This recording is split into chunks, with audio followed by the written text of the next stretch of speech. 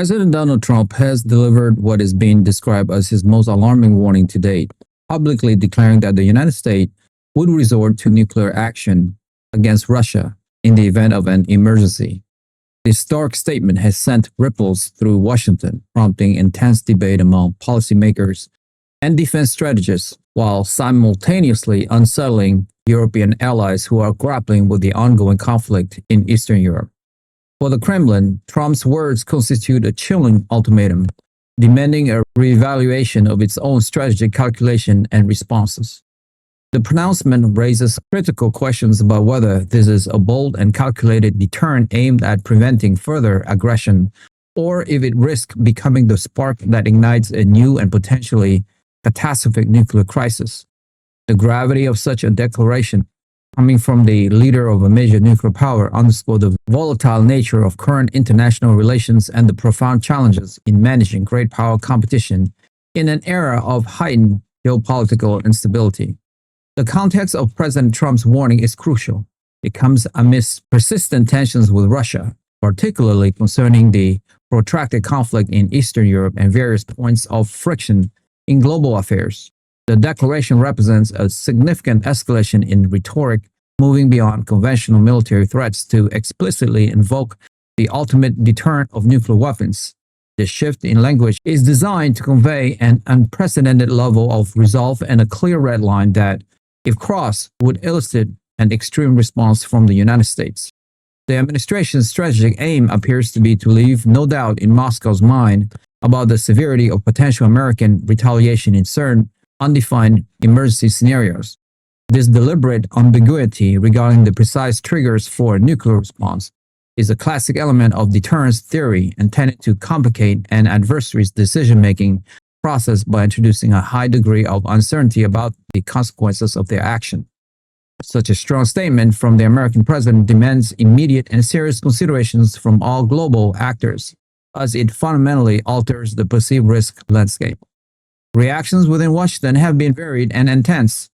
While some strategists within the Trump administration may view this as a necessary show of strength to deter a perceived emboldened Russia, others, including members of Congress and defense analysts, have expressed deep concern about the potential for miscalculation or unattended escalation.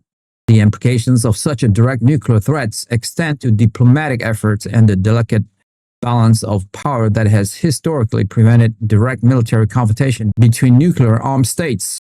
Secretary of State Marco Rubio, as the nation's chief diplomat, would be engaged in extensive consultations with allies to clarify the intent behind the president's words, aiming to reassure partners while reinforcing the message to adversaries.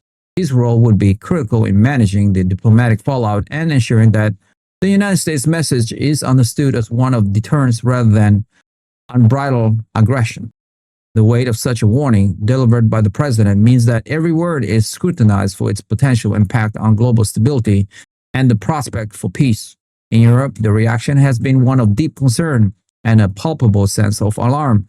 European nations, many of which are geographically proximate to the conflict in Eastern Europe, view any escalation of nuclear rhetoric with extreme apprehension. Leaders across the continent are now faced with the task of interpreting Trump's words and assessing their implications for regional security and their own defense strategies. The warning undoubtedly places additional pressures on European capitals to reevaluate their defense posture and their collective approach to managing relations with both the United States and Russia. The prospect of a nuclear crisis, even a theoretical one, triggers historical anxieties and underscores the fragility of peace on the continent. The transatlantic alliance, while historically robust, is continually tested by differing national interests and strategic perspective. And a statement of this magnitude adds another layer of complexity to this relationship. Many European leaders would be seeking urgent clarification and assurance from the Trump administration regarding the precise nature of the emergency that would warrant such an extreme response. For the Kremlin, President Trump's declaration represents a chilling ultimatum. Russia, as a major nuclear power itself, would be actually aware of the implication of such a direct threat.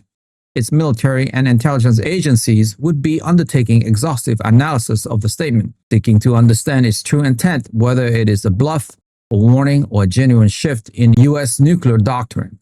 Director of National Intelligence Tulsi Gabbard's office would be focused on monitoring and interpreting Russia's reactions, seeking to discern any shift in their military posture or rhetoric in response to the American warning. The Russian government would likely respond with its own strong statement, reiterating its defense capabilities and warning against any provocative actions. The dialogue between these two nuclear powers, already strained, has now entered an even more perilous phase, characterized by heightened risk and the potential for a dangerous miscalculation, making the intelligence community's role more critical than ever in preventing unattended escalation. The question of whether this is a bold deterrent or the spark of a new nuclear crisis hangs heavy on the international community. Proponents of strong deterrence argue that clarity and a willingness to use ultimate force are necessary to prevent larger conflict, particularly when dealing with an adversary perceived as aggressive. From this perspective, Trump's warning could be seen as a strategic move to restore a sense of balance and force Russia to reconsider any further escalatory action. However, critics argue that such rhetoric increases the risk of incidental war, heightened global anxiety, and could lead to a dangerous arms race. The ambiguity of what constitutes an emergency further complicates this, leaving open a wide range of interpretation that could inadvertently trigger a response. Secretary of Defense Peter Hegseth, responsible for the nation's military readiness, would be central to ensuring that the United States' nuclear capabilities are robust and that command and control protocols are impeccable, especially in the wake of such a high-stake public declaration from the Commander-in-Chief. The immense responsibility of managing such a potent deterrent force now carries an even heavier weight.